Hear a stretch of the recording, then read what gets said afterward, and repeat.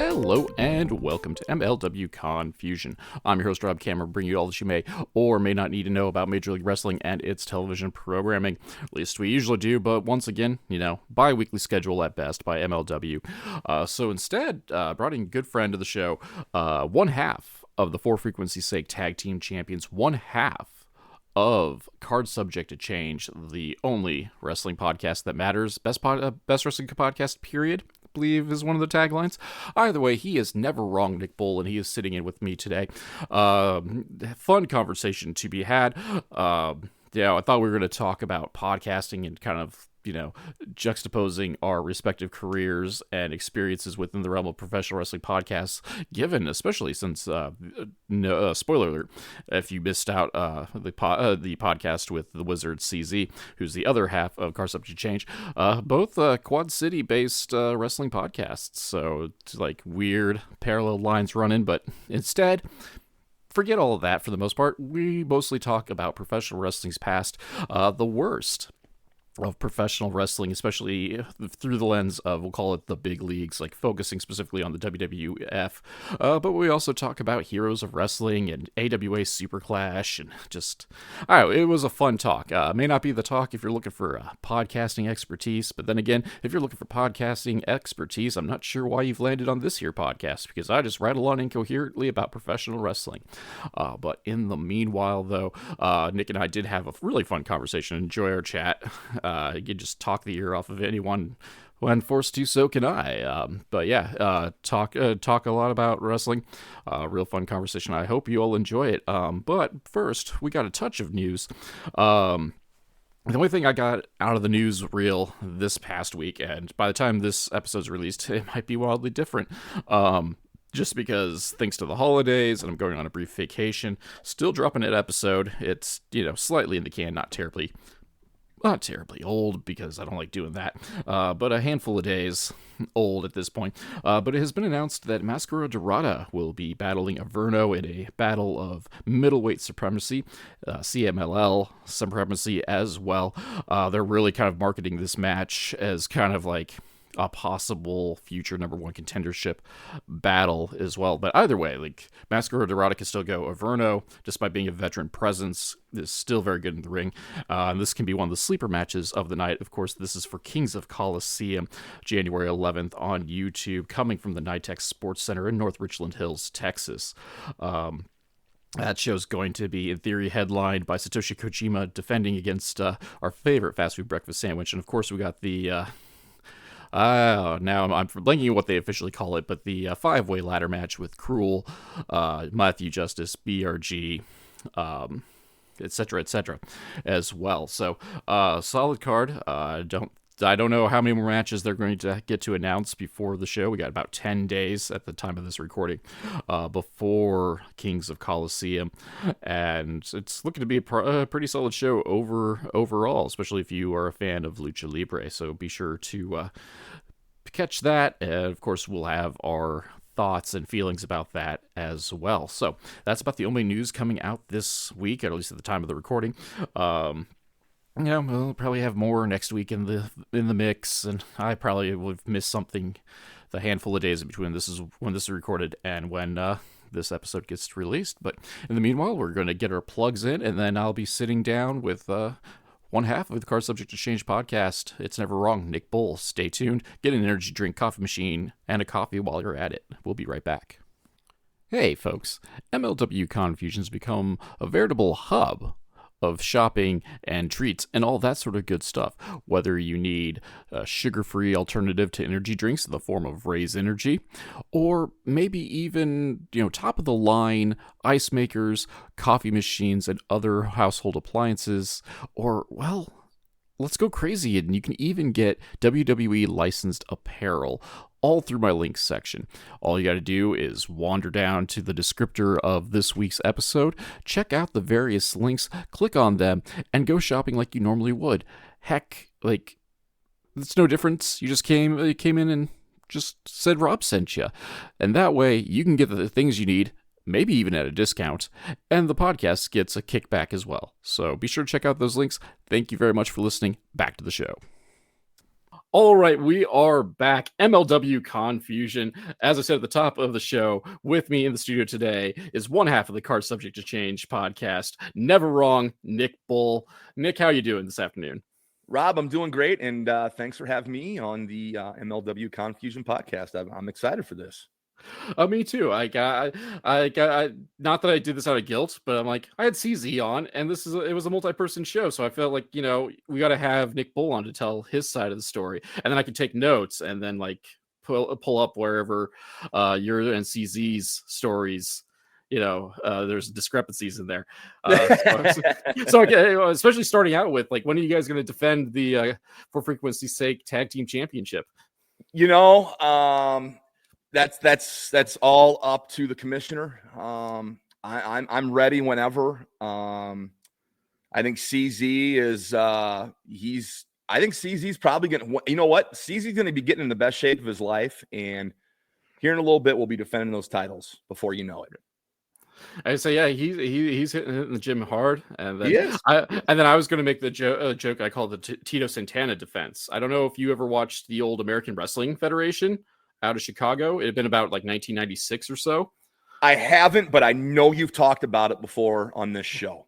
Yeah, with CZ, because he also blamed Deej for not defending the titles too. Yeah, but Bob Orton would be like, Tito Santana's dodging me, he won't give me a shot at the title, and Tito was champion at the time, and Tito would just be like, I'm not dodging Bob Orton, I'll wrestle him wherever, but I'm not the one who makes championship matches, the championship committee makes championship matches. I'm like, Tito, you're the baby face, like that's the heels line. So like, okay, cool, you'll fight him anywhere, anytime, just not for the title, because the championship committee is on the take, evidently. Which I say this joke, and then like one of the main guy behind the American Wrestling Federation went to jail for racketeering. Was laundering money for the mob to make He was too busy doing other things instead of making matches, it sounds like. Evidently. But that was the beauty. Like, if you like, I don't know if it's still on Amazon, but you used to be able to buy like the first, they called it season of American Wrestling Federation under the title of Warriors of Wrestling, which was their TV show name. Okay. And you can get that usually it's like a 4-disc set, fairly cheap. Back when I bought it anyway. But I bought it forever ago. So if you got some spare money around Amazon, check that out. It's totally worth your time. If nothing else, just to listen to Terry Taylor do impressions of the Macho Man, Randy Savage, for no good reason.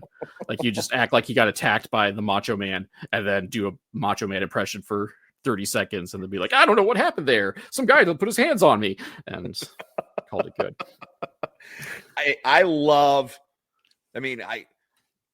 If it's bad wrestling, I'll give it a look.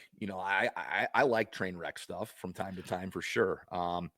Super Clash 3 is one of my favorite shows to go back and watch. That show's a train wreck, and it's great. I mean, I was too young at that time to realize that show was going on, but man, I wish I was in that building for that show. Man, I wish I was I would have had a great seat. And there's a bunch of good names on that show, and it's just, they are trying so hard to make that event bigger than what it was, man. It's a train wreck, and I love it. It's one of my favorite bad shows to watch. The main event still makes me angry. Like, Kerry Von Erich has the win there, and the ref just like arbitrarily, like, despite the fact that Kerry has been bleeding for like 15 minutes. Now is like, oh, now you are unable to compete, Kerry, despite the fact that he has the claw on an unconscious Jerry Lawler. Nope, you're not fit to compete right now. Jerry Lawler wins. If you go back and watch that match, and I know Kerry struggled with his demons, and everybody does from time to time, but he is so messed up when he takes off his ring robe. Beginning of that match, he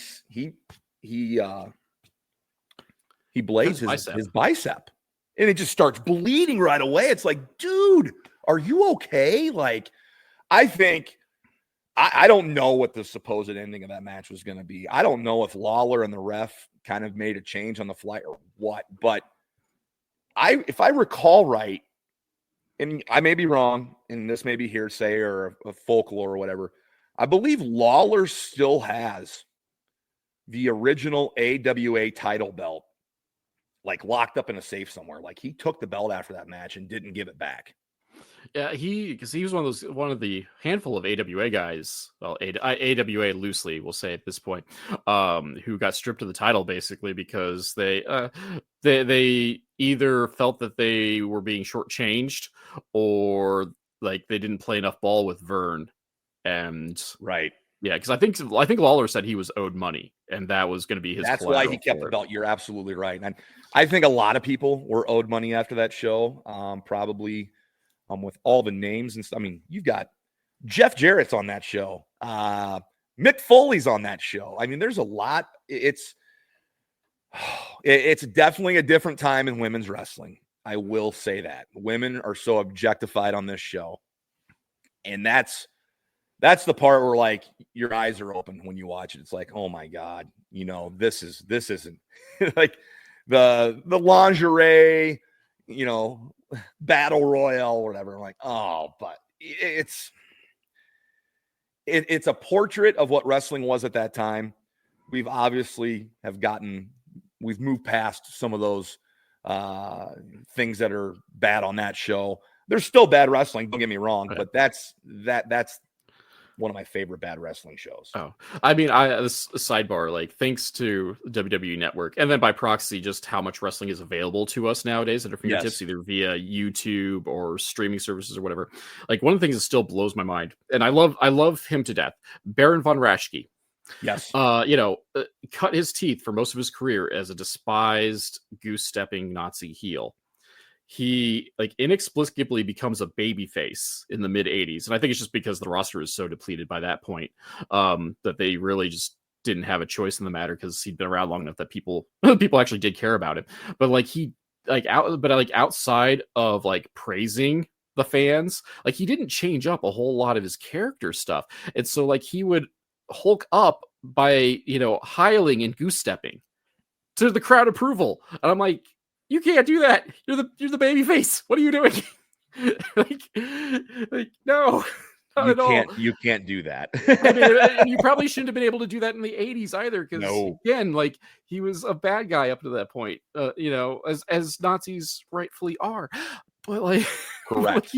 But he didn't come up with a new Hulk up. He just started goose stepping, and I'm just like, oh no.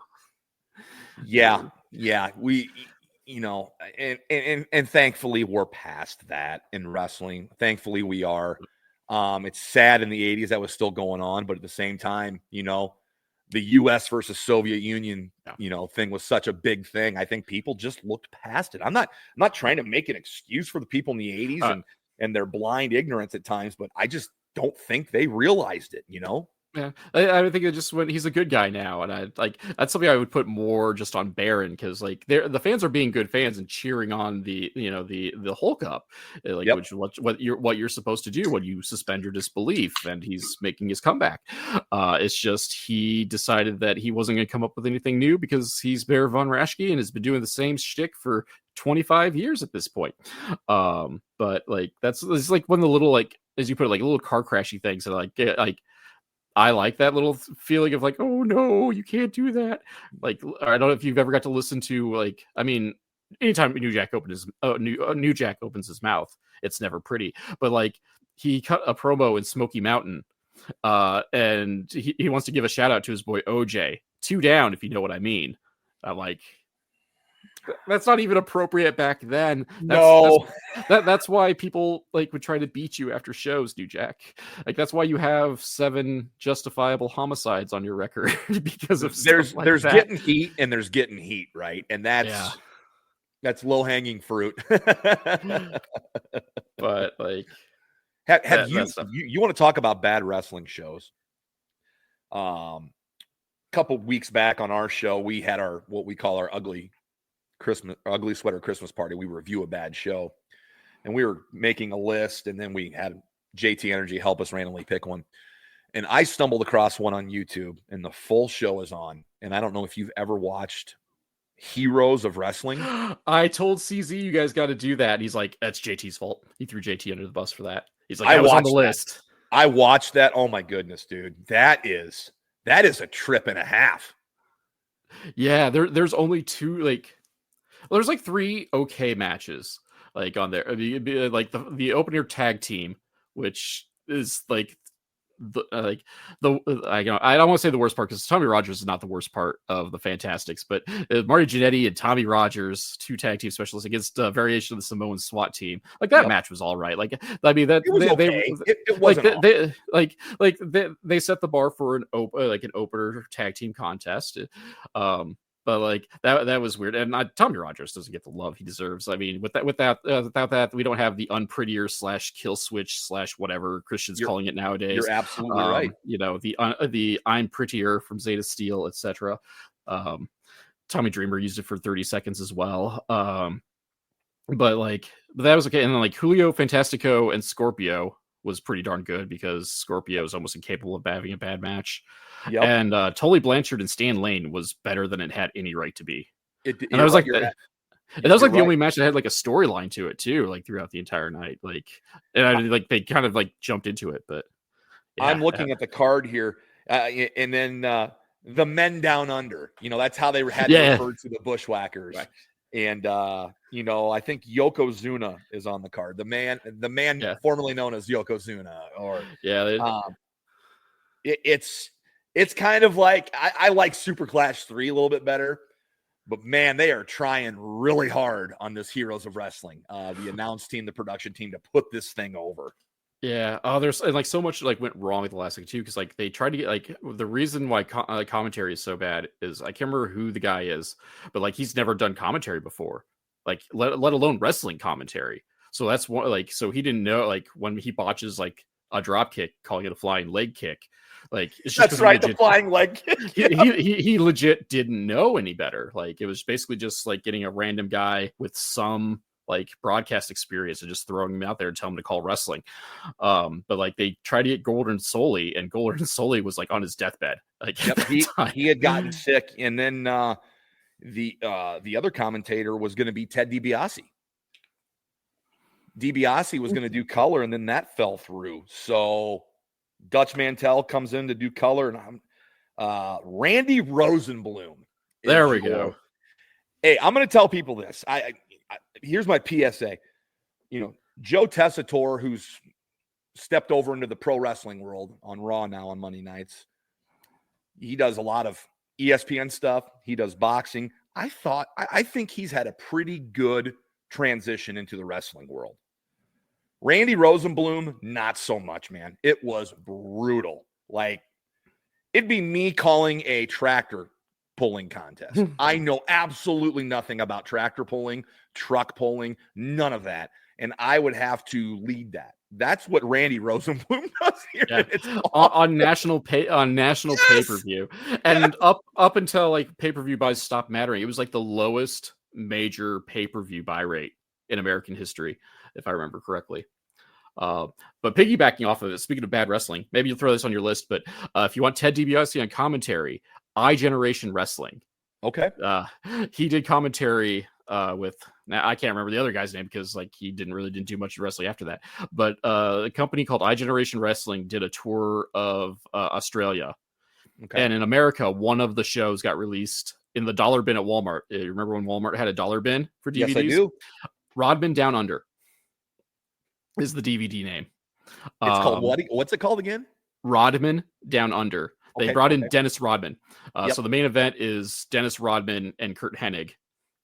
But they brought in like a bunch of like guys that WCW or that didn't get signed after WCW went down. So like you got Brutus Beefcake in there, the Barbarian, not PG-13, Public Enemy, yep. Out of Shape Road Warriors. Is it on YouTube?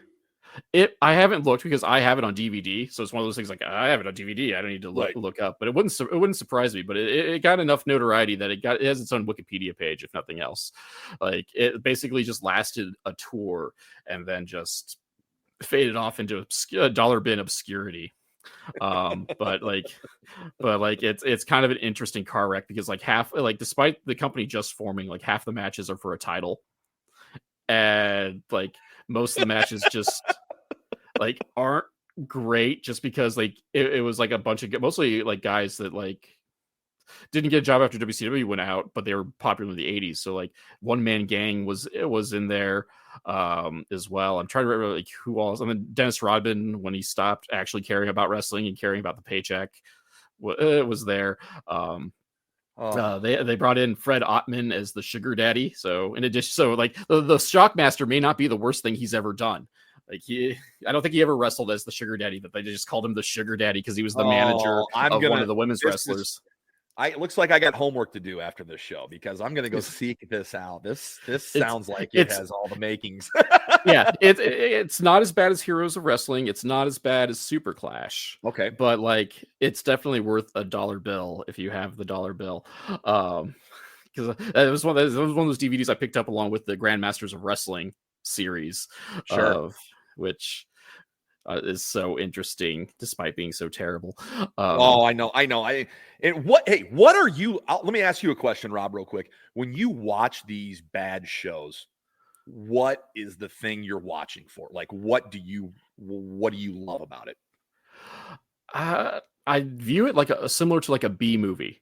Not gonna lie, like as long as the expectation is there that it's going to be bad. Like, don't get me wrong. Like, I don't like watching I don't like going and watching the Usos in WrestleMania.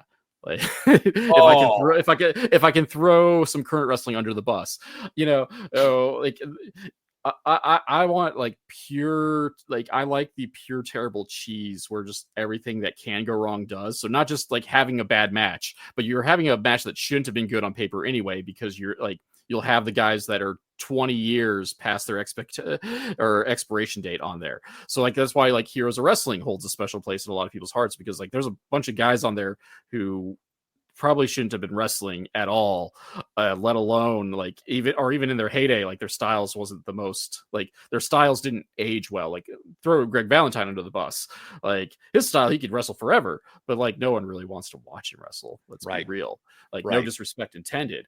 He's very meat and potatoes.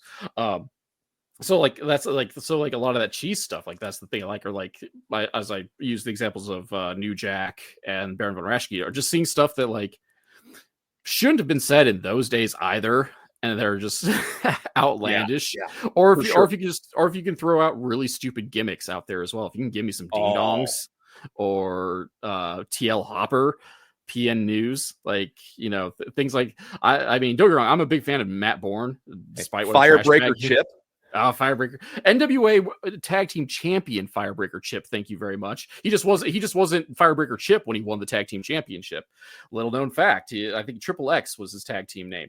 Part of the tag team he was in, and like it was like late 90s, early 2000s. I think just before TNA upheld the battle for the NWA. Yep, he was an NWA tag team champion. Fun fact. But again, like the WCW Patriots, like any, like I love all that. I love all that cheese, and I mean, but I look at the same way with like horror movies too. Like, I don't want, like, I either want my horror movies really good or really bad, and that's how I look at my wrestling too. I want to be like either actually entertained or wink wink actually entertained.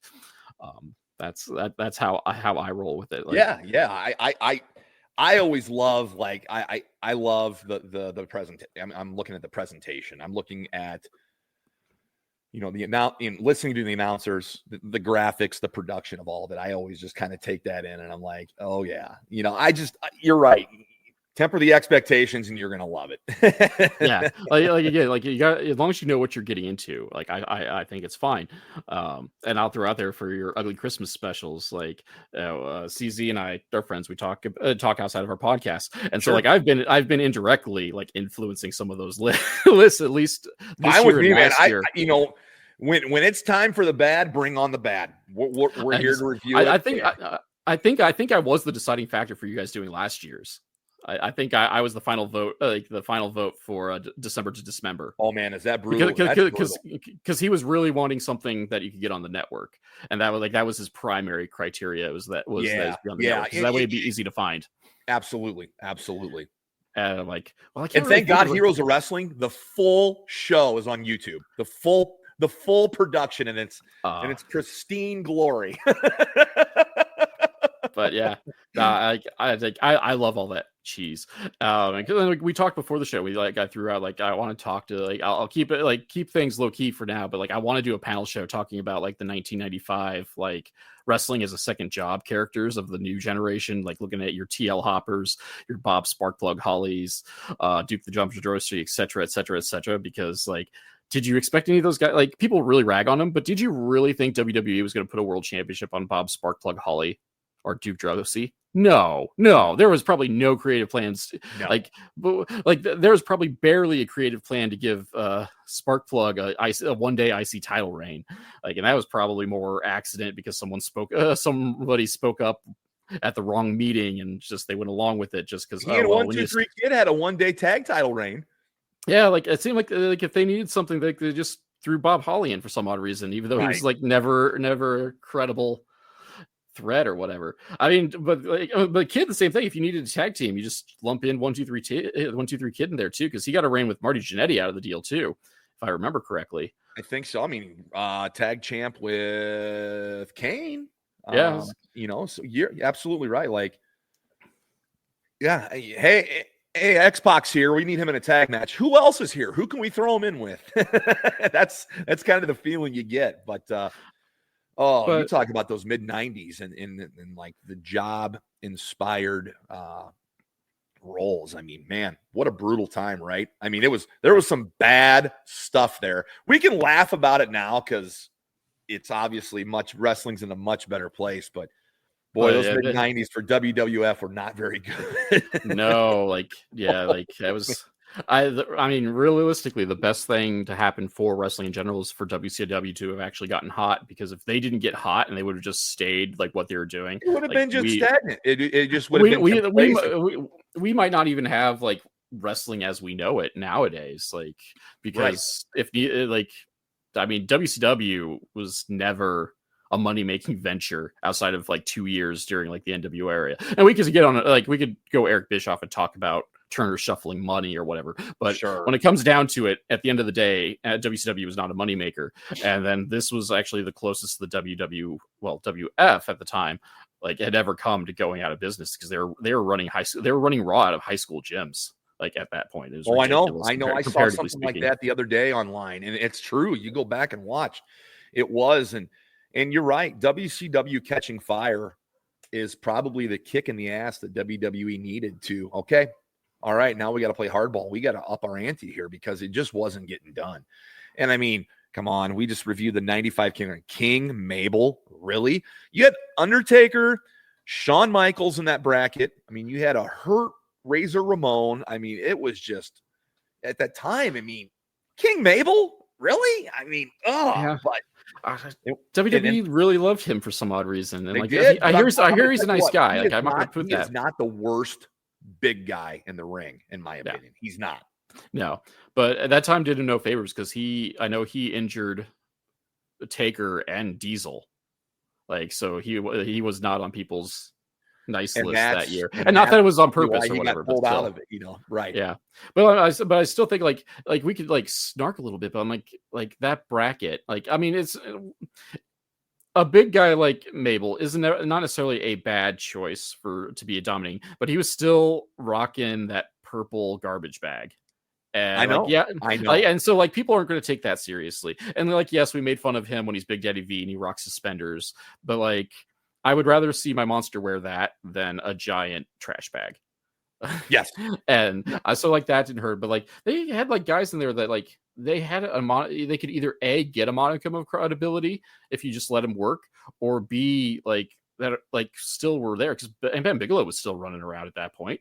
He wouldn't be out of place.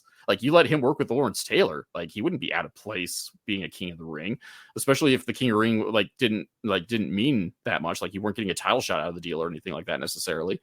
Well, Bam Bam, I think Bam Bam's in the main event of this show, which I think maybe was part of his reward for the Lawrence Taylor situation. Hey, we'll get you a main event on a pay-per-view this year. And they did. And you know what? That's another guy that doesn't get enough credit, I don't think, for being a big man that worked really well. And I think generally respected by most is Bam Bam Bigelow. legit tough guy and a guy that could go in the ring. I love his stuff with Taz and ECW. That's really fun stuff to watch. Like, those are madhouse brawls, beating the crap out of each other, falling through the entranceway. Like, yeah, I don't think Bam Bam gets enough credit. And it's so weird that, like, in his career, like, he went like 10, like he was like this next big thing, and then like disappeared for nearly 10 years, and then got street cred. Because, like, he did come back to the WWE in like the early 90s, like 93, and had the match with Lawrence Taylor, but like no one really even then thought about him. Like, he wasn't, people didn't really, the average fan didn't respect him all that much. And so, like, when he just showed up in the WWE as this big guy who was really mobile in like 87, like, he was turning heads, and then he didn't really turn heads again until like close to 97, when he had that series with Taz and that run in ECW. Yeah, like, you're absolutely right. Like, everybody knew who he was in the late 80s. I mean, he's undeniable. The fire all over, the fire tattoo, the tattoos. Yeah, no one looked like him.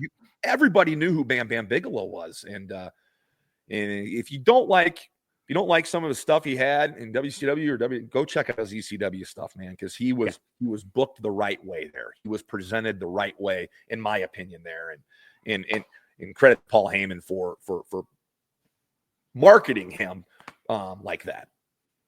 Yeah. But yeah, I forgot that he was in the main event. Then in that case, I would give it, like, dark horse pick. Give it to Mike Rotunda. Give it to IRS. He was in the tournament and got bounced. Yeah, he got bounced. I think he got bounced with, like, Jarrett, didn't he? Yeah, he got bounced pretty early. And, like, he's a guy that, he's also kind of a punchline, and I blame the IRS character for that. He got bumped by Savio Vega on the pre-show. Yeah, my bad. I just watched that show. It's like, I listened to you. I listened to you guys' episode, but I didn't take notes. I'm walking into this thing. I'm freeballing this episode, baby. That's all right. That's all good, man. But yeah, and even if I did have notes, talked about King of the Ring 95 was probably not on that list. No, I didn't think we'd be talking about King of the Ring 95 when I sat down with you. And, I thought maybe we'd get to Super Clash 3 and Heroes of Wrestling, but man, here we are talking about all what's bad with wrestling. Yeah, but like, I mean, yes, we kind of like laugh at IRS, but like, you push him a certain way. Like, that gimmick was really made for like the King of the Ring. Like, I think, like, you think of the creative, like, the creative directions you could take with the tax man now basically holding the crown hostage. The tax man wearing a crown in the briefcase and the scepter. And Mike Rotunda could go, and I would love it. And Mike Rotunda could go in the ring. Like, he's another guy that's like a really good professional wrestler, but he just never really caught something outside of the Varsity Club that really stuck with the audiences. Like, yes, he was IRS for a handful of years, but people like make fun of that. Like people took Varsity Club Mike Rotunda seriously, and heck, he's even a former WWF Tag Team Champion with Barry Windham. Absolutely. Barry Windham, of all people, like in WWE. WrestleMania 1. He's on WrestleMania 1. Yeah, but like, and like, I know he's making the rounds again, because like one video of him and a jobber going into a shoot is making has gone mini viral. I don't know if you got to see that yet. I can't think of the guy's name, but like a jobber who was pretty big, like physically big, decided he was going to take liberties with Mike Rotunda, of all people. Like, why would you do that? Like, Rotunda's not a small man. He's 6'4", like 270 to begin with. That's size. And that's like, I don't know if that guy just forgot that Rotunda was first string wrestler at Syracuse. Like, he was rocking, Division I wrestling, and you thought you were going to take liberties with him. Yeah, that's not going to happen. That's not going to happen. Like, that's one of the guys that I've stood next to, that I've been able to, one of the wrestlers I've been able to meet in different things. He was in Waterloo a couple years ago, talking about Mike Rotunda here, at the Hall of Fame weekend they have there every summer for the Wrestling Hall of Fame there in Waterloo. And he's a big dude. Yeah, I'm 6'4", 2 and some change, 2 and a lot of change. And like, I thought he was big. Like, man, Mike Rotunda's a big dude. And there's no way I'm taking liberties with a guy who is a legit shooter. I mean, the guy put guys on their ass for his education. He knows what he's doing. Yeah, like I mean, I don't view myself as a tough guy, but like maybe No, one that's not at all, yeah. but anybody who's my there's two people I'm not going to choose to start a fight with. One, people that are my size or bigger, just on principle, and two, guys with legit like not just sports background, but combat sports backgrounds. Yep. Like, dude, Rotunda will have me on the ground in a front face lock before I even thought about throwing that first punch, man. Yeah, like, he's got you down. But like, and the beautiful thing is he's so good though. Like, it only come out like recently that this was like that turned into a shoot. Like, it flew under the radar for 30 years, and even if you watch it, like you really have to like watch almost like a breakdown of it to see like, oh no, he's really cranking there. Like, Rotunda's doing it like so low key and relying solely on body control that like you almost really can't tell like that they're shooting at this point, except like if you look at like Rotunda's hand, like he's like really like has the hand like pressed against the guy's like mouth so he can't breathe, or like the little things like that. Otherwise it just looks like a boring wrestling match, because you can't have a good match with a guy the size of whomever his opponent was. You bring that up about the guy taking liberties with Rotunda.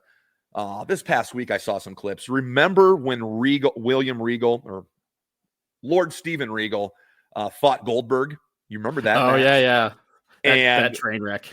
It was a train wreck, but it was Regal showing Goldberg, hey, I could kick your ass if I wanted to.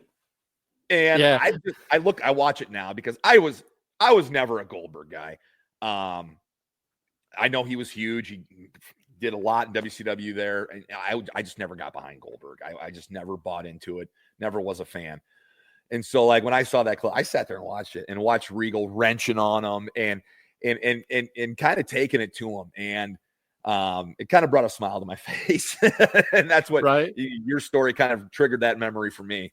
I know I was a bad person. I wasn't a big Goldberg fan either. So like when Regal got fired for that, I was sitting there going like, cause like I was just new to like what we now call the dirt sheets. Cause I would have been about 14 or 15 when that happened.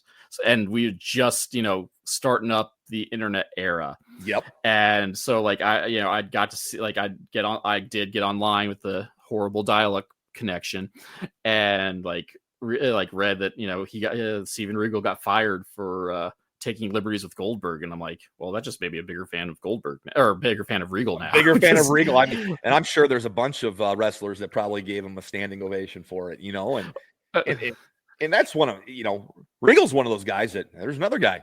I'm not going to start shit with him. No way. We watched him break it. Like, I don't know if you got to watch it, but like I watched him break his nose on pay-per-view, and like you could hear the bone crunch and you could hear him like bellow. Like, so you can actually pick like the exact moment like of where his nose broke, because like you could hear it and then you could hear him like just bellow like in a brief moment of pain before, like, and it's really brief before he's like, oh no, like we're still working here.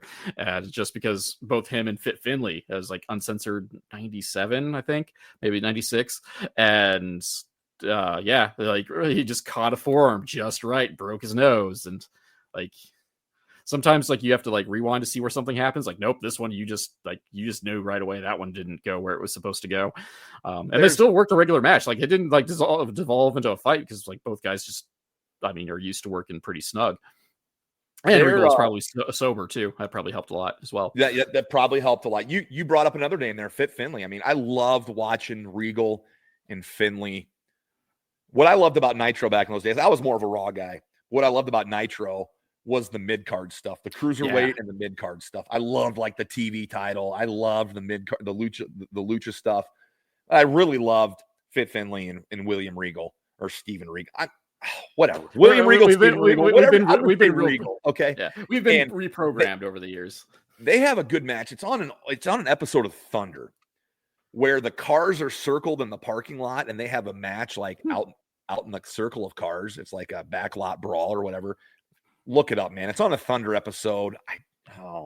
97, 98 maybe. It's Fit Finley, and it's Steven Regal, and it's an outdoor brawl, and it's fun. It's a lot of fun. I like their entire feud was a lot of fun in general, but I think it's really interesting how like their feud, the genesis of their feud was like the real life tensions between Britain and Ireland, and Yep. they expected us, idiot Americans to have been paying enough attention to world news, let alone like Britain, Ireland news, to like even care that they would, And fight that much.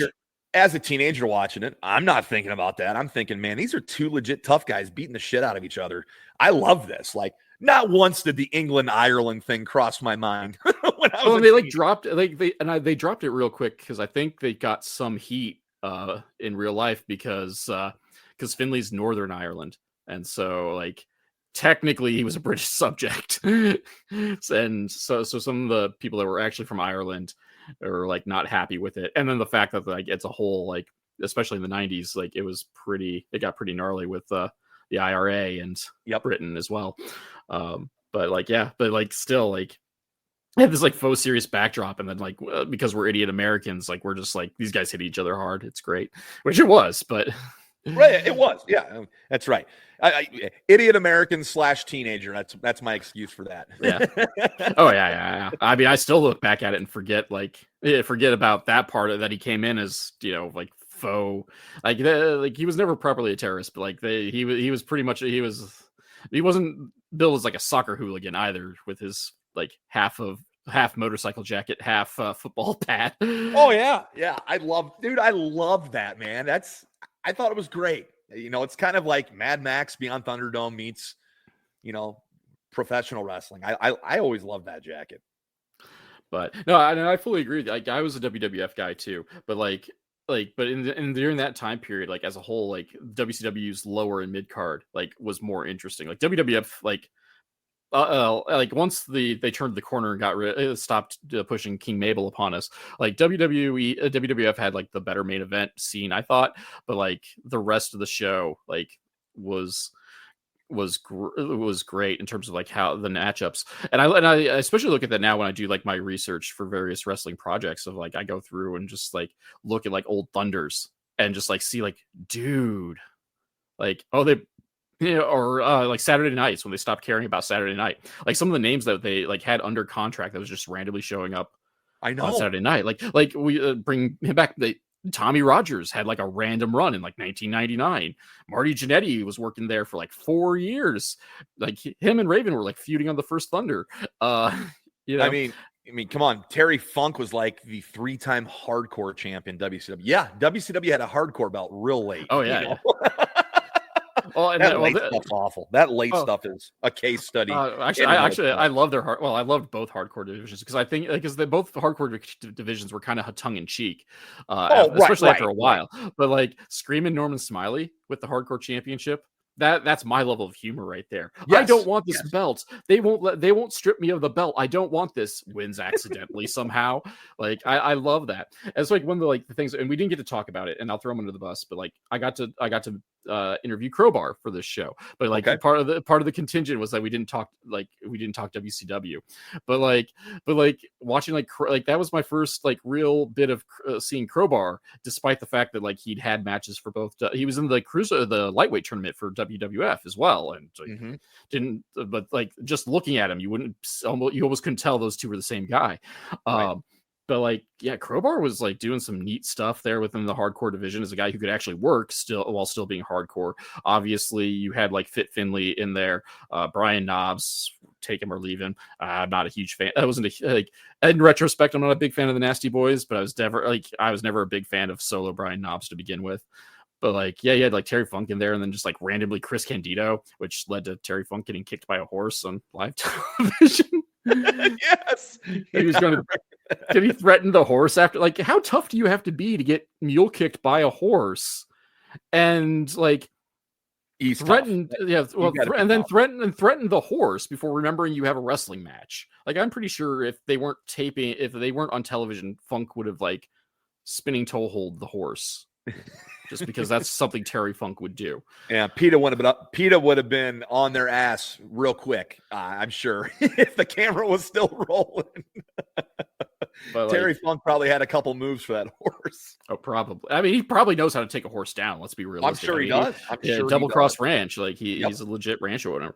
Yep. In addition to just being like one of the toughest men alive. But yeah, no, like like even back then, like as big of a dumpster fire WCW was, like I always loved the hardcore division, even if I was basically getting it like secondhand from my friends because I was watching Raw at that time, Sure. Raw and SmackDown. But yeah, but like I like agree, like that's one thing I loved about like the Monday Night War with WCW being on like an hour earlier because I could at least catch a little bit more of Nitro. I could catch some Nitro, even if it was just a half hour of NWO program and then like 3 squash matches before Raw started. Because that's how I'm the same way. And I loved after Raw got over, I went and watched the replay on TNT because right after Nitro they aired it again, and that's how I got most of my Nitro was watching that replay. See, I went to bed. I was lame, but like my best friend wasn't allowed to watch WWF because it was too racy, and too violent. So he could only watch WCW. So like we would basically trade information that week. We would meet in front of one of our lockers and be like, okay, like Steve Austin did this to Vince McMahon, and then he'd be like, oh, Hulk Hogan did blah blah blah, brother, and like we'd trade our info that or way. And that's how we got got our news of the day before, just before. And that was wrestling social media. That was the equivalent of picking your phone up now and scrolling through your feed was exchanging that information. And now I'm 40 and like texting folks like, hey, did you hear blah blah blah blah blue? Well, I mean, I'm 44, and last night, as we record this, I was at my son's basketball game, and there was a wrestling event going on. CZ's sending me the spoilers. I'm like, just let me know what happens. I can't watch it, but let me know what happens. And like, I will joke like the some of the most fun I've had like doing like some of the podcast stuff was I did go to an MLW event in Chicago, which I sucked it up because I loathe going to Chicago, but I sucked it up. Hold on a second. I watched this event because you and your wife were front row. Were you? Yeah. Not? Yeah, I remember. But like in between, like I'm sending, I was a regular contributor for Urban Wrestling Network at that point. So I was like sending like half spoiler, like they didn't want me spoil because half the show was taped. Yes. But I'd be like, hey, like, oh my God, like I would send like vague texts of like this happened, that happened. And it was great because like one guy would be watching when it finally got to be live, like he watched it live and would like add his 2 cents. And then one guy didn't have Triller TV, so he couldn't see anything. So he was like extra out of the loop. And I'd send like these weird texts like Don got hit by a guardrail. And just a normal, like it wasn't anything like out of line. It's just we were just more impressed because they hit the guardrail like 4 rails down, and still they hit it hard enough that whiplash to hit her. And so like I just sent like this random thing of like, oh my God, they killed my wife. Guardrail hit her chest, and then Muffin's just like, I saw it, which he didn't because that part wasn't live. That part was part of the tape show, but he's like thinking he saw it, and the third guy and then Chef's just like, what's going on? Is everybody okay? Like she had a bruise, like that, she was fine, but it's just vague text and like weird like, and then like them like, and then Muffins would report on what I was doing when he could see me too, because he'd be like, dude, Rob just blew off so-and-so, or so-and-so blew off Rob, and it was just weird stupid stuff as we're like all in real time. And meanwhile we're on Triller TV or former Fight TV. It was cool to see. I remember texting CZ that, and I'm like, hey, I see Rob. He's got great seats. Front row right in front of hard cam, like. And so like there's stuff that I won't pull back the curtain too much, but like there's some other extra awesome stuff that involved me swearing at people, but that you can't see because the camera didn't quite, but you could almost see, but but it was hard cam instead of the soft cam where the soft cam was running around the other side.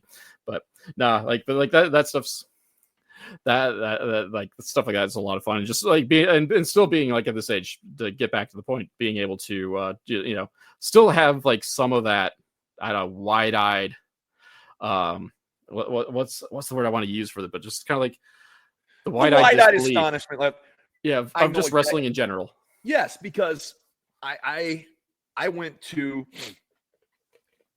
I've never been to a WWE pay-per-view, but I've been to 3 of the last 4 AEW All Outs up in Chicago. Obviously, I didn't go to Wembley.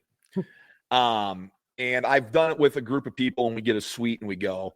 And I'm 44, and when I walk into arena and get my place, I'm still in awe of the ring, before my eyes, the setup, all the other fans filing in. It's like, I'm with my people. All right, this is going to be fun. Like I still have that astonishment, that bright-eyed little kid feeling when I walk into even an indie show and you see the ring set up and the buzz of the crowd. Like, it's just,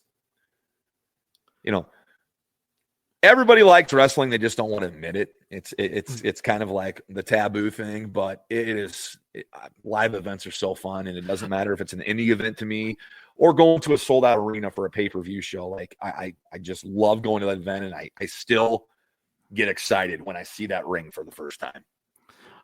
And especially like now with like IWTV and several other streaming services, like even like indie shows are coming off as like a really big deal.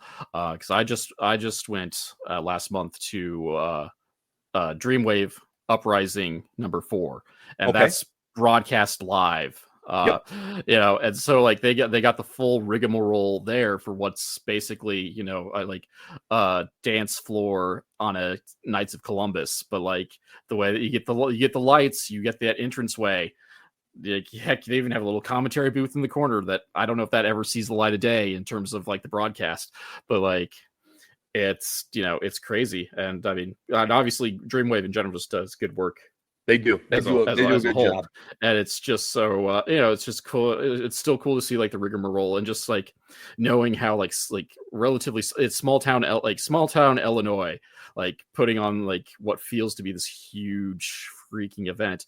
And like, well, in the case of Dreamwave, they bring in people from all over, and I got to hang out with a bit with Joe Dombrowski, friend of the show, and it's it's like despite maybe like at max like 300 people being there, it's still just kind of like amazing to see. And even like going to like SCW, which doesn't have like the production values of of a lot of indies, because like they are kind of like the school for they are the promotion for the Black and Brave Wrestling Academy graduates, but like still just being able to go, and it's a little bit different there because there's a lot of camaraderie because there's so many regulars, but just going in and just seeing the ring and like being able to just almost like just touch the ring and then go, hey, it's hey, it's Albert, hey, it's CZ, hey, it's Nick, just being able to do that. And then like in my case, like I've gotten, I've had we both had a good chunk of past and present SCW Pro rosters on our show, and just being able to like see these guys we've seen growing up,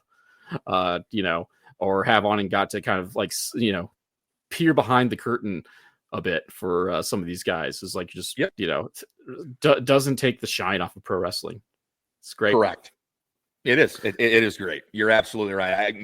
When you show up to a show, getting back to what you said about Dreamwave, I think my first MLW star I ever met was at a Dreamwave show, and at the time it was Alexander Hammerstone, and he had the MLW belt with him, and I got a pic with him in the belt. Dude, he was totally cool, and took the time and sat there and probably talked to me for 10 minutes when he didn't have to, and was really cool. And it's a breath of fresh air when you come across guys and they're cool, and for the most part, guys and gals are pretty cool.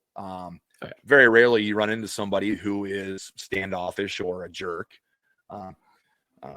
You got to respect people's space and stuff, but you love talking with the wrestlers. You love talking with the fans. And you're right. You walk into an SCW Pro show or an indie show, and there's like this giant sense of camaraderie. You see your friends there, people you've talked to before, and everybody's there. Everybody's there to wrestling, but everybody's there to watch something different, and that's what's cool. Everybody there is there to watch something different, and that's what makes wrestling unique.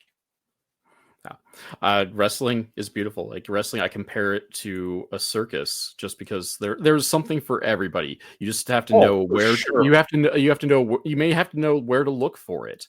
But we have our trapeze artists with the lucha guys, and like there's lucha promotions in America running around. So we're not just stuck like with satellite watching AAA or CMLL. Like Right. Chicago has Gali Lucha Libre, and there's various others that I'm not as familiar with, just because I didn't have to do my research for it.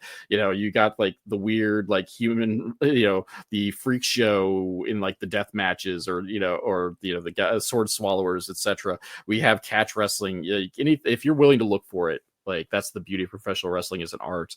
And like just because I like something, like there's enough room in there that it's okay for you to not like it as well, and you can find your own niche in professional wrestling. Absolutely.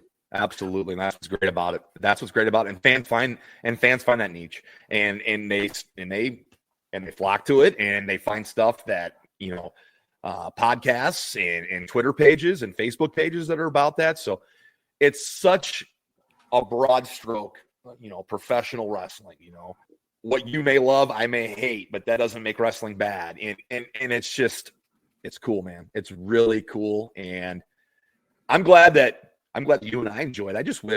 I wish more people would enjoy it. Like they're missing out. That's what I always say when I go to a wrestling show and I leave. I'm like, well, a bunch of my buddies missed out because I just had a blast. Yeah.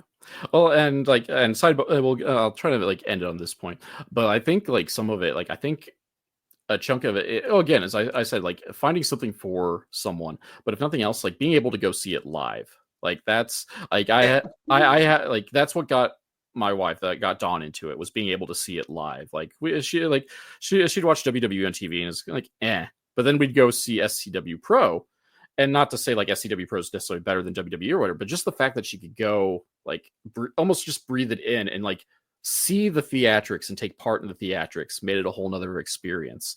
Yeah. And then I have another friend. He's not big into wrestling, but like he has nothing against it. It's just as a whole not his bag. But him and his group of friends got to take kind of accidentally ended up at it was an SCW Pro as well, because this is all Quad Cities, but got to accidentally show up during a free show at Wake Brewing. Like he was just there. He's a runner, and and then they go stop at random places like after, and just chillax and let their muscles heal. And it happened to be Wake while during alternating currents. Yeah, and he's just like it didn't necessarily make him like a bigger fan, but he's just like, I respect that. Like that's impressive. Like that, it was really fun just to be able to go experience, if nothing else. And then he got to go talk to JT Energy and touch JT Energy, because he's like, how do you wrestle in a full body suit as well? There ain't no way I could do it. But like, yeah, but just being able to like see it live, I think like I'm not going to be like, oh, it'll make you a lifelong fan. Like, no, but I think it gives you a different perspective if you can see it live, especially in a smaller environment. Not that going to WWE or AEW isn't cool too, but there's something magical about the indies.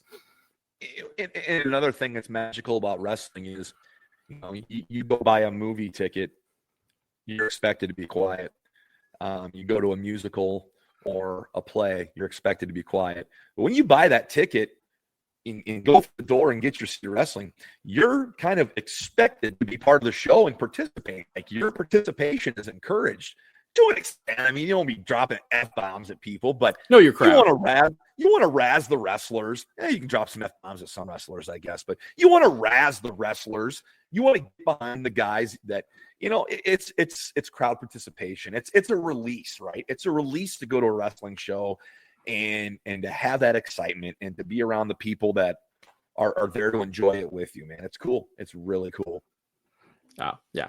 I love it. Again, especially the indies, but kind of, just saying the word, we'll just say the word segueing into the next realm of our independent wrestling journey. Like this is kind of where Card Subject to Change has, really found their niche. Not that you guys, obviously you do the pay-per-view reviews and your ugly sweater reviews too, but you guys are one of one of the largest supporters of independent wrestling in terms of media, just with getting the interviews on. So like how, like from your side of the story, like how did one, how did a car stuff to change come about?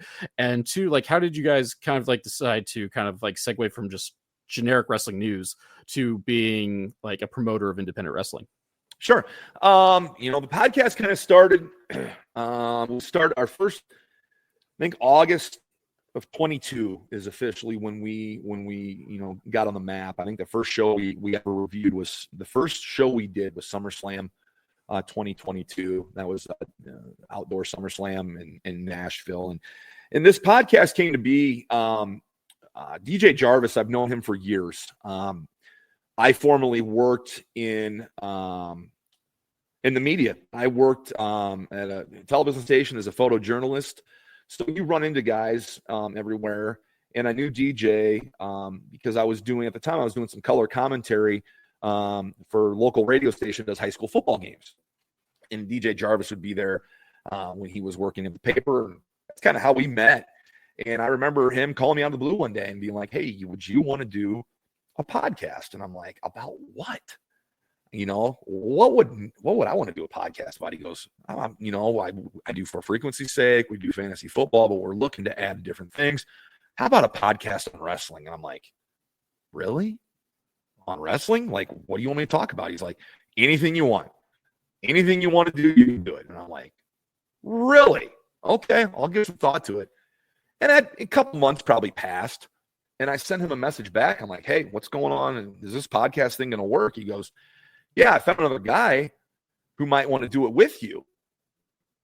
Okay, I'm fine with that. I my hat's off to you for being a one-man guy doing a podcast, because I don't know if I could. You do a great job of it. And when he said there was another guy that wanted to do it, I go, "Who is this guy?" And he goes, "You know Chris Zach?" And I'm like, "Do I know Chris Zach?" CZ and I worked at a TV station together, 16, 17, 18, 19 years ago. We worked a crappy shift. We had to be at work at 3:30 in the morning. He was on the production side. I was on the television side. I'd take the live truck out and go do live shots with the reporter. And we just hit it off. Wrestling was kind of our big thing. Like, cordial, yeah, there's a coworker, but what really broke it down was we didn't talk sports, we didn't talk movies, we didn't talk news, we talked wrestling. And from that point on, we've been friends for years. Fallen out of touch. I mean, still Facebook friends. We didn't talk as much, but we come back full circle a few years later, and now we're doing a podcast. And CZ, man, he's the thing that keeps this going. He really does. He does a great job of booking the shows. We bounce a lot of stuff off each other, and it really is a partnership. Like, we don't want to step on the other guy's foot. Say we have good discussions, we have arguments.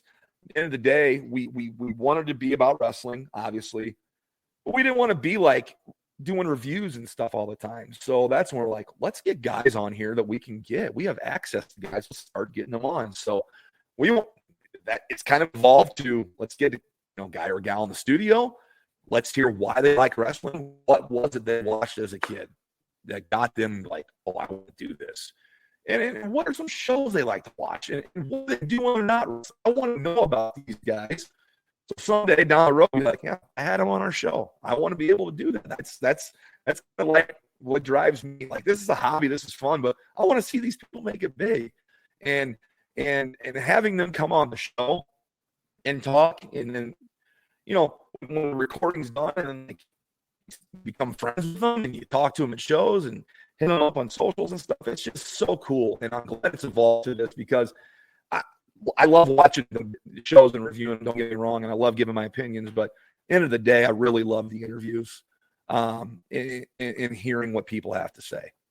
That is okay. I'm going to be bad. It's like, I was going to say, like, try to find the discrepancies in your stories, but no, it's, you guys told a similar story. It's all good. But no, CZ, I forgot to say this. CZ was the original WWE network. I'll tell you this. We would swap tapes. We would swap DVDs. Like, I've got a box and a half full of Ring of Honor DVDs, full of them. We would order them, burn them, hand them out to friends, whatever. But CZ had I think through Mediacom Cable at the time, he had Classics on Demand. And on Classics on Demand, they would just, it was pre-WWE Network. And they would just throw 7 things up there for a week and take it back after 2 weeks. CZ would burn these DVDs and come to work handing them out. I had a full book of burnt DVDs, and it was my WWE Network. And it was CZ was the network before the network was the network. Let's just put it that way. I mean, that's tape trading. That was up until recently. Like that was the thing. But yeah, and I think I agree. Like CZ and I are friends outside of the podcast. We message each other every other day or so, or just like keep updates. Like, hey, you can't believe what just happened here, or oh, I think this is like something we're gonna do, like, and just kind of like get an outside perspective on it. Sure. But like I definitely like, as a fan of your guys' podcast, I do enjoy like how you guys bounce off each other, because both of you bring something different to the table.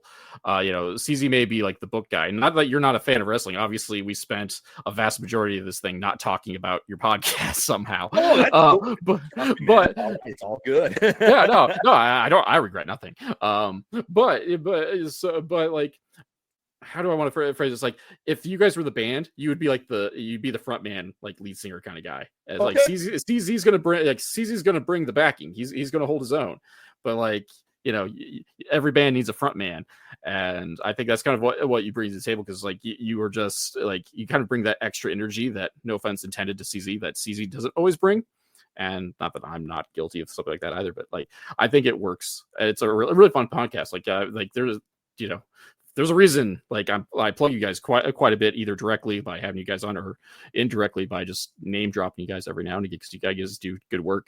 And especially like, I'm for anybody who's giving promotion to the local and or national independent scene. But like, we talk about CZ like being the booker man into that, but like, obviously you are a driving force within this show with the show too. Like, I'm going to try and I'll watch you dodge the question. It's fine. But picking out like, CZ putting out choosing your favorite child, like what are some interviews that like you really enjoyed getting to do? I'll list off a few here, and I'll give a small reason why. Former Dreamwave champion Christian Rose.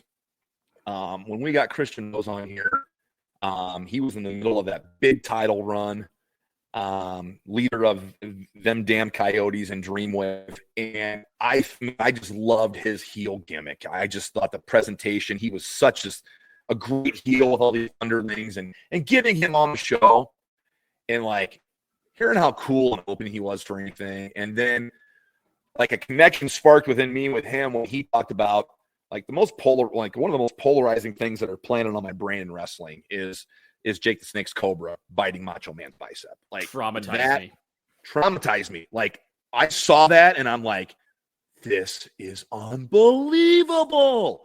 And when he told that story, like how he told his mom or his grandma that he wanted to be the guy throwing snakes at people, like that was cool. Connor Hopkins, who's the current Dreamwave champion, we had him on, and just out of nowhere during the interview, he gives us a tour of his home where all the Coyotes were there hanging out, and Christian Rose was in the background. We've had some really good ones. JT Energy's been tremendous for us, and now that he's got a segment on the show, it helps us more. It's giving JT a platform to get his name out there, but it's also helping us. It's filling some time for us and giving us something else to talk about. Jake Christ was a really good interview. And love Jake. What I liked about Jake Christ, he had a busy schedule.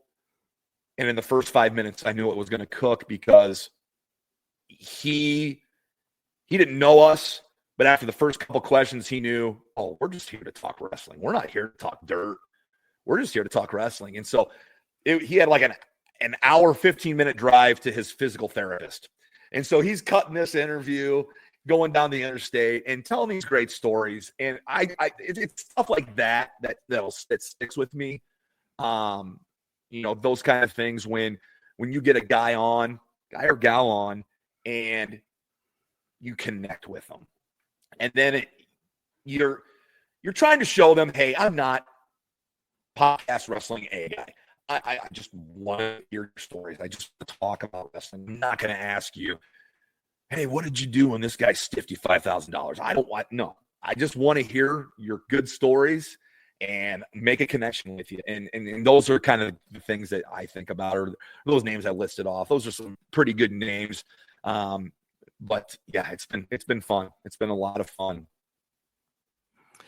It makes me sad that Christian Rose hasn't like become a bigger name, because he's so good. He really he's so good, and such like he's a guy that can get you to suspend your disbelief. Like, like, oh yeah, wrestling is a work. They're just storytellers. But like, he's a guy like I kind of want to slap every now and again. And yes, which in my old jaded age, like that is a feat. And when I say that slap, I obviously mean the character. I don't like no ill will towards Christian Rose, the man.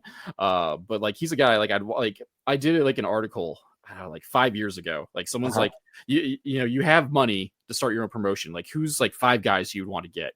And like, he was one I wanted to throw out there, that because I wanted to throw someone out there just like that wasn't a name that I felt like should have been a name and could have like this extra platform to maybe do it. And because like I was enjoyed watching him like as a heel so much, because he's so witty. I mean, and he's good in the ring, but like he's got a mouth, and yes. he's really good. He's really good at that really witty impromptu snark. And then you bring up Jake Christ, and he holds a couple special spots in my heart too, because he's also a friend of the show. But he has a wrestle shed, and I got to take a tour of that, which made me sad that this was mostly an audio only podcast, because like we end up like stopping practically stopping the interview as he's like showing me like the ring he has in his shed and showing me these CZW banners, which we then just didn't talk about CZW because he's had such a storied career anyway. Right. And then like you guys got to talk about him saving an old man, and like I got to talk about his alcoholism. Which I was not prepared for. We did not discuss that prior. Right. And like, I don't like, I joke, about being a broadcast journalist, but like, I'm not like a proper professional, like journalist Spidey Stretch. And all of a sudden he's just like, drop this. And that's how I knew I had the demon of drink. And I'm like, we didn't talk about this, Jake. What's going on here? We didn't talk about this, but I guess keep going. I'm not a real therapist. And this was not in my notes, because like, I try not to like drag people's demons out there. Like, at least not on purpose. But no, like as much as that took me aback, like it's the stories like that just gives me a fun story to tell. And I love that Jake was willing to be that open with me, a complete stranger. Like we had only talked like, and by talked I mean that was the first time we got to talk like face to face in like 15 years, because he hadn't wrestled locally in a very long time. And even then he wouldn't have been able to pick me out of the lineup, because like I have like less than half the hair I did back then too. And but it was a lot of fun being able to just to have like that he's willing to be that open, and like made for like, at least as at someone at this end of the microphone, I felt like it was a fun interview to have. When you make that comment, when you make that connection, right? You're trying. They don't know you, and so they're going to be guarded, because they're in a business where you got to kind of keep your guard up. When they let their guard down and you see that they're enjoying it and trusting you, like that's when you know it's good, and that's what you want. You want them to be relaxed, like no stress situation here. Like we're not taking calls, Yeah. we're just talking wrestling, and that's why I like where the direction where our show's going. Of course, giving people the platform to get their name out there for sure. But gosh, it's making connections. Selfishly, it's making connections and seeing where these people go. Oh, exactly. And everybody's got a story to tell, because the wrestling business in and of itself is just so weird and wacky. Yes. And like everyone's got like some just like one random thing that, if it's, you could call it good, call it bad, but like it's like something like, oh dude, this happened to me. Like whether it's just like some promoter wanted you to do a weird gimmick, or you got to talk to a guy who's 30 years in the business and got to do like myriad of squash matches in, the big, in what we call the big leagues, Sure. or just like weird character wrestlers too. Like everybody's got a story, and just being able to like hear that story or bring out another facet to that story is amazing. It is. It absolutely is. And it's making connections. You're connecting on another level. And hopefully, the ultimate compliment is when you're done recording and you still have the person here in the room talking to them, and they're like, hey, I'll come back anytime. Like, awesome. We'd love to have you back. Or, oh, I got so much more I could have talked about. And it's like, great, we will book you again and we'll love to have you back type of deal. That's at the end of the day, that's kind of like, that's the gold star we have to put on our sticker chart is hopefully, hey, they had a good time and want to come back. When Jay Chris says, you guys call anytime, I'll talk. That's cool. Like, that makes you feel good. Hey, maybe we're doing something right here. If a guy who doesn't even know us, who's a known wrestler, just spend an hour, 10 minutes with us and we'll come back anytime. Like, that's cool, Yeah, it's the little things. Or like I'll throw myself under the bus. Like I've had a couple folks who yours was the most professional. Yours is the most professional reaching out I've experienced, or one of the more professional ones. And like I was always like, dude, how low is the bar if I'm the epitome of professionalism in like my opening email? Like they haven't been on the show yet, but like my opening email is the epitome of professionalism. Like, ooh, that's how low is the bar out there? But like still just being able to like I don't know, that compliment alone, especially knowing like how this podcast is pretty free flowing and whatnot. But it's still like kind of a nice little nod to have. So appreciate you, PB Smooth, for that one. But yeah, use these connections and just being able to and just, I don't know, being able to show at a certain level that like you're not necessarily in this just to make a buck out of the deal. Like, yeah, money would be nice. Money makes the world go round. It'd be great. But you've been doing this for like 2.5 years. You said 2.5 years now, or so. Little over 2 years. Yeah, and like I've been somehow doing this for like 5 without any money, but like obviously money's not the driving factor for these things, and like it's great to be able to like just show that like we're not here to get dirt, we're just here to talk and hopefully like I don't know, have a mutually beneficial boost of promotion one way or another.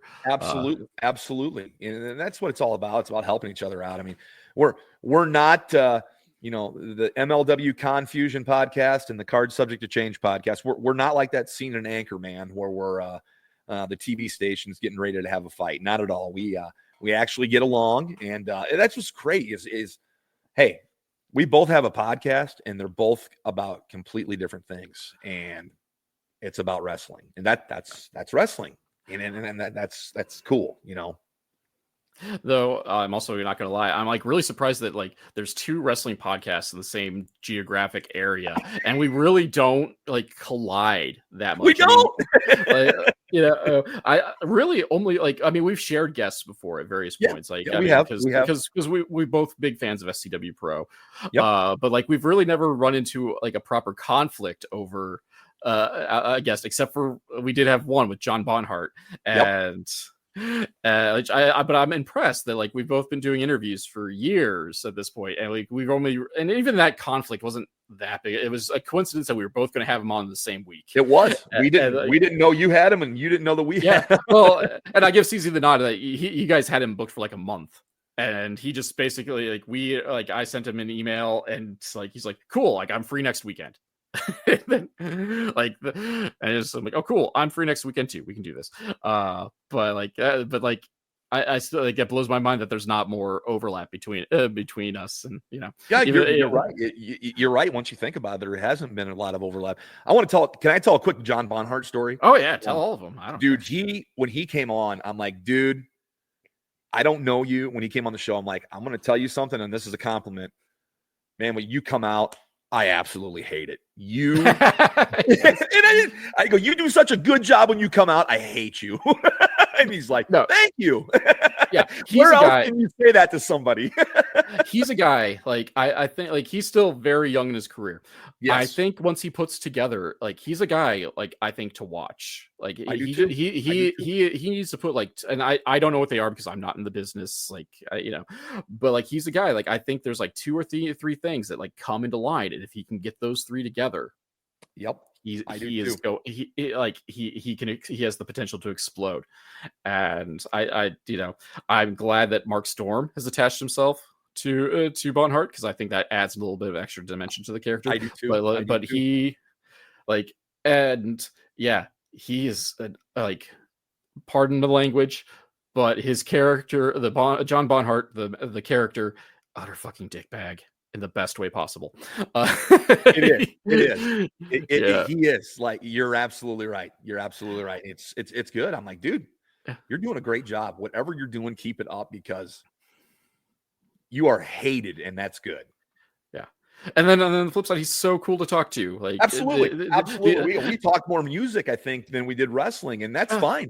That's fine, like, you know. And yeah, like that's how we ended, because we caught him. This is a big ghost household, and we caught him wearing a ghost shirt a couple times after SCW Pro show. So I'm like, hey, like, are you a member of the church, or are you just a casual listener? Like, both answers are fine. I don't care that much. I'm not gonna give you heat, but just, like, we see you rocking the merch, and merch isn't cheap. So, but yeah, and then just, like, but just he is willing to talk anything. And actually, again, going with the overlap thing and how we're so close together, like, our two interviews were pretty darn different. Like, yeah, he told a couple of similar anecdotes, but, like, we definitely didn't cover the same beats, and not because, like, either of us knew what was happening, because like, mine was in the can first, but I didn't release later. yours, So you guys couldn't. you had yours recorded, and you did us a solid and let us release ours first. But they're hey, same wrestler and two different interviews. I mean, that's cool. I mean, that's what I'm talking about when it's like, you know what, we're two podcasts. We're both relatively close together in proximity here in the Quad Cities. We talk to each other at shows, but at the same time, our shows are completely different. And there's room for both of us because of it. And what's that? I said there's room for both of us. That's it. The wrestling circus. That's right. No, it's to be able to have, same wrestler on, but two completely different interviews. I think it says a lot for both shows. I mean, how many of these wrestling podcasts do you see pop up or about, and it's kind of vanilla, cut and dry? I'm going to scream at you and give you my hot take, and then I hope you click on me and like me. And then, I'll give a take here or there, but I'm not going to scream on here and draw attention to ourselves. We want the attention to be on the person we're talking to. And so again, they've all got stories, and these are kind of, especially the folks you guys have on there, a lot of them are like kind of the untold stories of professional wrestling, because you guys do have a lot of guys who are on the show who are on the upswing, that they are just starting out. They are they are either really fresh, they're your John Bonharts, who are less than 2 years into their career, and then you have other guys like Hartenbauer, who's been around for quite some time. He's not really got a whole lot of looks outside of Illinois, for whatever reasons, and we can speculate on reasons, and none of it will be correct because we're not there. Right. But it's interesting, and that's what kind of especially makes your podcast interesting. It's like, yeah, you do get your Jake Christ on there, who's been in all around the country, but you do like have a lot of these newer, fresher faces who haven't necessarily haven't had much opportunity to tell their story either in ring or out of the ring, and I think that's great. I would agree with you there too. But kind of moving a bit on for at least the last batch, like couple of minutes. Ethan, you look at the time, and like we started talking for way too early, and then I'm like, oh no, because we're recording this before you go on to Car Subject to Change tonight. Sure. But I do want to also again. So like I asked CZ this, and I want to hear yours just to see how different it is. And this is not a pull up notes and find discrepancies thing, but like who would you whom batch of folks would you consider your white whales? Like, who do you really want to get on Car Subject to Change, and you haven't been able to get on for any sort of whatever the reason is, whether you just haven't asked yet, or just been ignored or cost too much money, etc.? Oh man. Female wise, I would love to get Maggie Lee on. I think she is in the process of getting ready to explode. She's had a wonderful past couple years, and I'd really like to get her on to talk about just how short her journey has been, but how much it's covered so far, and then get her on before she explodes. Explodes in a good way, so to say. That, I think that's one we can get. Man, I'd love to have, I mean, can I get Bret Hart on here? I mean, I'd love to talk to Bret Hart. I mean, I got to meet him, got to talk to him briefly. I am trying to think who I would like to get on.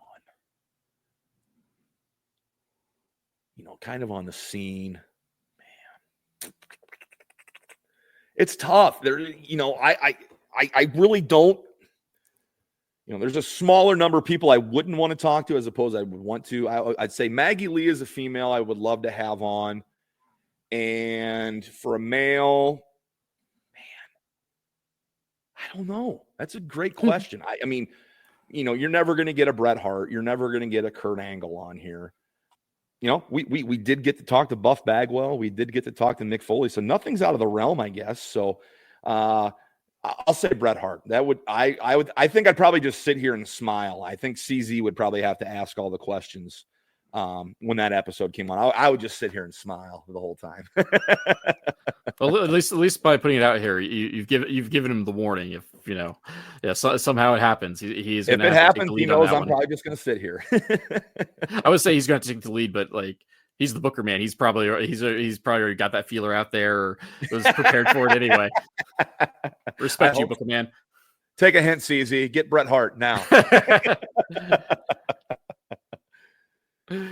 But that's I like having being able to have both of you on here, because CZ is really gung ho about getting Gringo Loco on.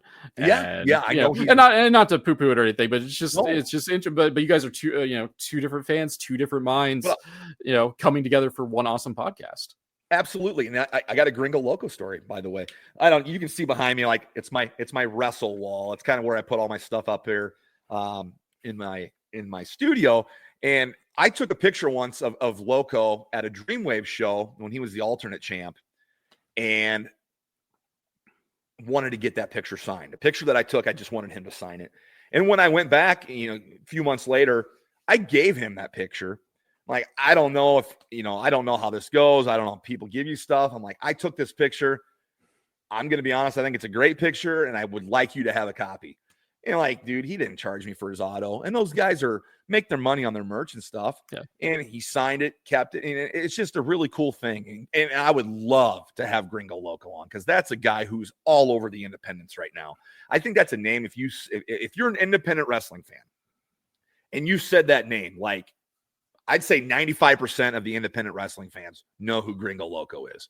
Is you think that's a fair percentage to say? So I think so. I think getting him on would be so much fun.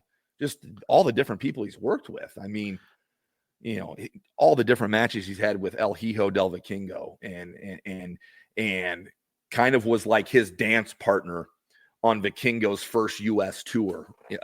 Essentially, he was kind of the man to be across the ring from him. So, he'd be fun to get on. He'd be a really good get.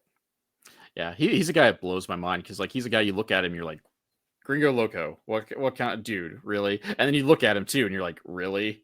I know. And then he's legitimately one of the best American high flyers out there. Yes. With his build and his look, you don't want to take it seriously. It's very misleading. It's very misleading. Yeah, the first time I saw him, I scoffed, and then I just watched what he did, and dude, well, here's a batch of crow for me to eat.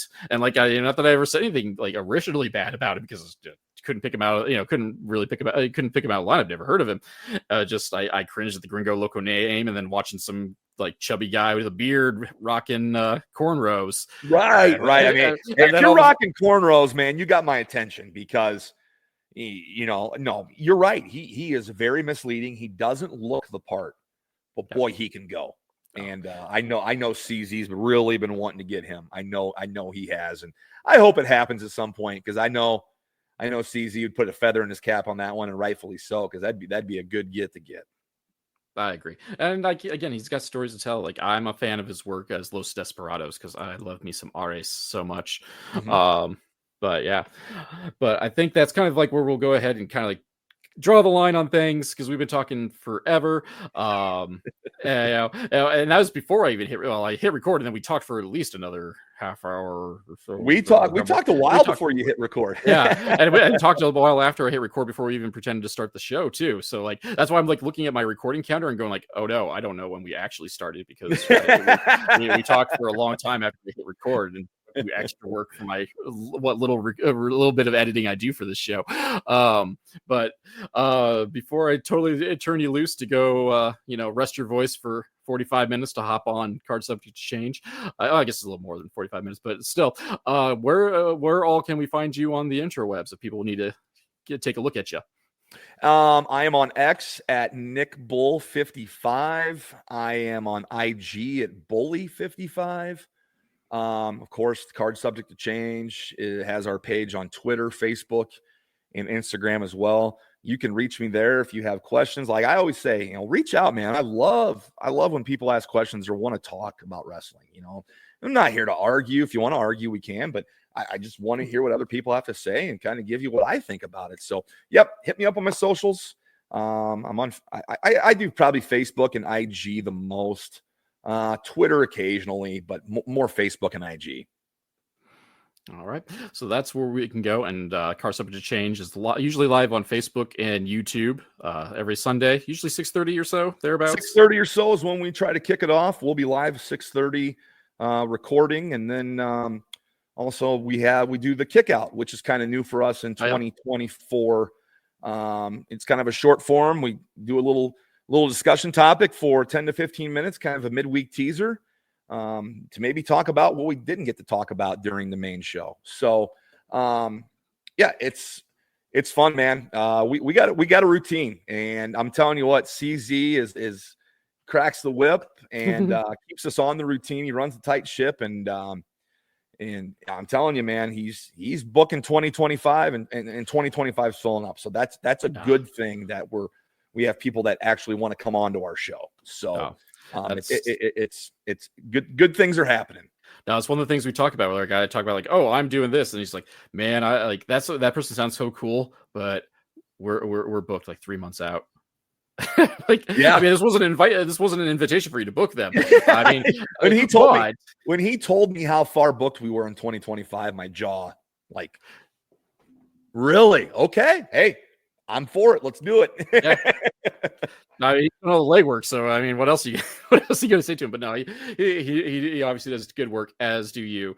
I don't listen to a whole lot of wrestling podcasts or podcasts in general because so many folks are, like, dare I say, just ignorant or just like raging at angels just to get those clicks to throw out whatever bad opinion is in vogue right now. And like, you guys are one of the batches that just kind of, to steal the Joe Monroeism, you just shut up and enjoy pro wrestling. And you guys are given a platform for, in addition to your reviews, but giving a platform for, independent wrestlers all over the place. And like, I view that as awesome just because independent wrestling is the lifeblood of professional wrestling, because WWE guys, AEW guys got to come from somewhere. Absolutely.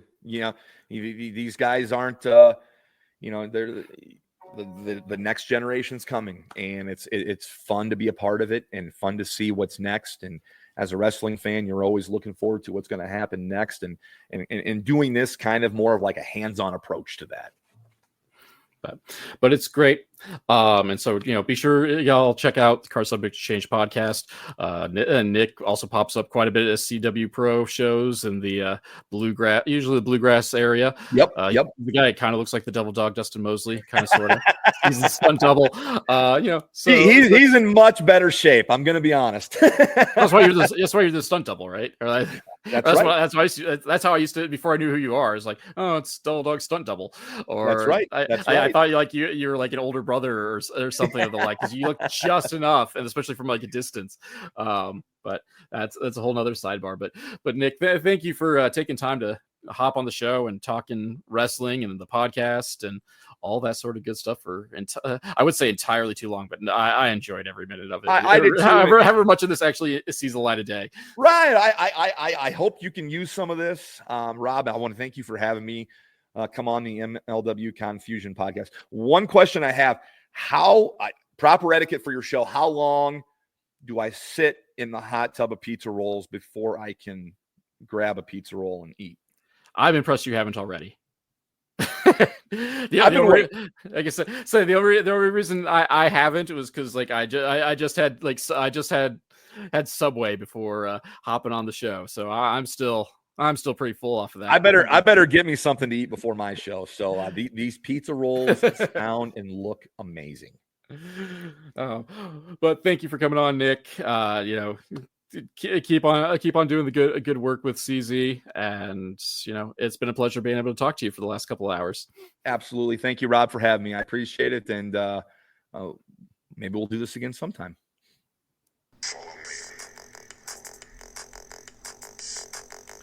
MLW Confusion is a weekly podcast that is written and performed by Rob Kammer and hosted by Spotify for podcasters.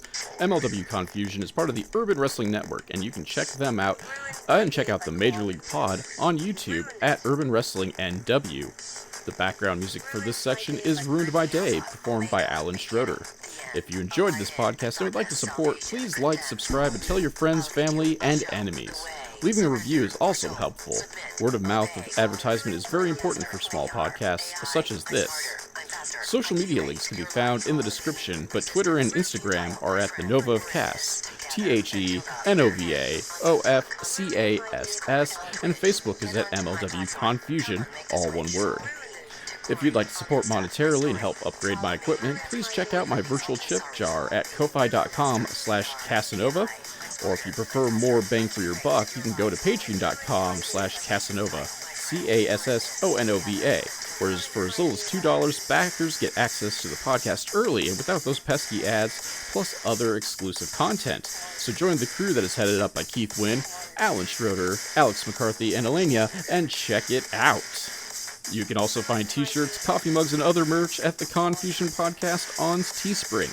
Also, be sure to check out the description to find some affiliate links for, WWE merch, coffee machines, ice makers, and much more. For business inquiries such as ads and sponsorships, please email rzkammer, that's Kamerer, at comcast.net. Thank you for listening.